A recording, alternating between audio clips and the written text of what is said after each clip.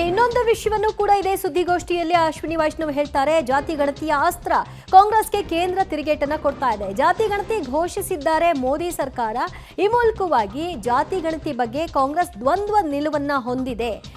BJP ಆಗಲಿ ಮೋದಿ ಸರ್ಕಾರವಾಗಲಿ ಜಾತಿ ಗಣತಿಯ ವಿರೋಧವನ್ನ ಮಾಡೋದಿಲ್ಲ ಅಂತ ಕೂಡ ಈ ಸುದ್ದಿಗೋಷ್ಠಿಯಲ್ಲಿ ಹೇಳೋ ಮೂಲಕವಾಗಿ ಕಾಂಗ್ರೆಸ್ನವರ ದ್ವಂದ್ವ ನಿಲುವನ್ನ ಈ ಮೂಲಕವಾಗಿ ಅವರು ಹೇಳೋ ಮೂಲಕ ತಿರುಗೇಟನ್ನ ಕೊಟ್ಟಿದ್ದಾರೆ.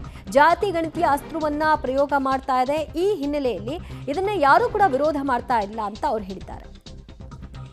ಮತ್ತಷ್ಟು ಮಾಹಿತಿ ಪಡೆಯೋಣ ನಮ್ಮ ಪ್ರತಿನಿಧಿ ಶಬ್ಬೀರಿಂದ. ಶಬ್ಬೀರ್, ಜಾತಿ ಗಣತಿಯ ವಿರೋಧಿಗಳು ಇವರು, ಅದೇ ಕಾರಣಕ್ಕೆ ಇದನ್ನ ಪದೇ ಪದೇ ಬಂದಾಗ ಪ್ರಶ್ನೆ ಮಾಡ್ತಾ ಇರ್ತಾರೆ ಅನ್ನುವಂತಹ ಮಾತುಗಳಿತ್ತು. ಅದಕ್ಕೂ ಕೂಡ ಇವತ್ತು ಕ್ಲಾರಿಟಿ ಕೊಟ್ಟಿದ್ದಾರೆ ಅಶ್ವಿನಿ ವೈಷ್ಣವ್.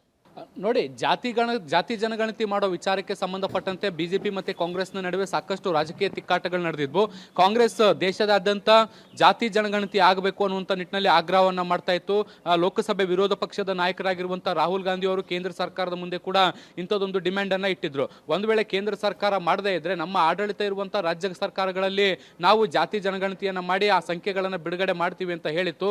ಅದಕ್ಕೆ ಪೂರಕ ಆಗುವಂತೆ ತೆಲಂಗಾಣದಲ್ಲೂ ಕೂಡ ಈ ಪ್ರಕ್ರಿಯೆಯನ್ನು ಕೂಡ ಜಾರಿ ಮಾಡಿತ್ತು. ಇನ್ನು ಕರ್ನಾಟಕದಲ್ಲೂ ಕೂಡ ಇದನ್ನು ಬಿಡುಗಡೆ ಮಾಡುವ ಹಂತದಲ್ಲೂ ಕೂಡ ಸಾಕಷ್ಟು ಕಸರತ್ತುಗಳು ಕೂಡ ನಡೆದಿದ್ವು. ಇನ್ನು ಬೇರೆ ಬೇರೆ ರಾಜ್ಯಗಳಲ್ಲೂ ಕೂಡ ಇದೇ ರೀತಿಯಾದಂತಹ ನರೇಟಿವ್ ಕೂಡ ಸೆಟ್ ಆಗ್ತಾ ಇತ್ತು. ಮತ್ತೆ ಕಾಂಗ್ರೆಸ್ ನಿರಂತರವಾಗಿ ಇದೇ ವಿಚಾರವನ್ನ ಇಟ್ಕೊಂಡು ಬಿಜೆಪಿಯನ್ನು ಹಣಿಯುವಂತ ಕೆಲಸವನ್ನ ಕೂಡ ಮಾಡ್ತಾ ಇತ್ತು. ಬಿಜೆಪಿ ಜಾತಿ ಜನಗಣತಿಯ ವಿರುದ್ಧವಾಗಿದೆ. ಸಣ್ಣ ಸಣ್ಣ ಕಮ್ಯುನಿಟಿಗಳು, OBC ಮತ್ತೆ ಹಿಂದುಳಿದ ವರ್ಗಗಳ ವಿರೋಧ ಇದೆ. ಆ ಒಂದು ವರ್ಗಗಳು ಏನಿದಾವೆ ಅವುಗಳನ್ನ ಗುರುತಿಸುವಂತಹ ಪ್ರಯತ್ನವನ್ನ ಕೇಂದ್ರ ಸರ್ಕಾರ ಮಾಡ್ತಿಲ್ಲ ಅನ್ನುವಂಥ ನಿಟ್ಟಿನಲ್ಲಿ ರಾಜಕೀಯವಾಗಿ ವಾಗ್ದಾಳಿಯನ್ನ ನಡೆಸುವಂತ ಕೆಲಸವನ್ನ ಕಾಂಗ್ರೆಸ್ ನಿರಂತರವಾಗಿ ಮಾಡ್ತಾ ಇತ್ತು. ಈಗ ಆ ಆರೋಪಗಳಿಗೆ ತಿರುಗೇಟು ಕೊಡುವಂತ ಪ್ರಯತ್ನದ ಭಾಗವಾಗಿ ಈಗ ಜಾತಿ ಜನಗಣತಿಯನ್ನ ಮಾಡಲಿಕ್ಕೆ ಕೇಂದ್ರ ಸರ್ಕಾರವು ಕೂಡ ನಿರ್ಧಾರವನ್ನ ಮಾಡಿದೆ.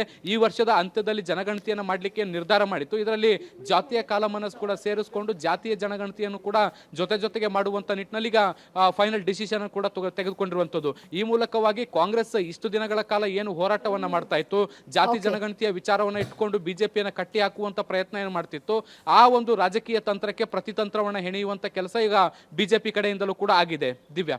ಓಕೆ, ಶಬ್ಬೀರ್ ಸಂಪರ್ಕದಲ್ಲಿ ಇನ್ನಷ್ಟು ಅಪ್ಡೇಟ್ಸ್ ಪಡ್ಕೊಳ್ತೀನಿ.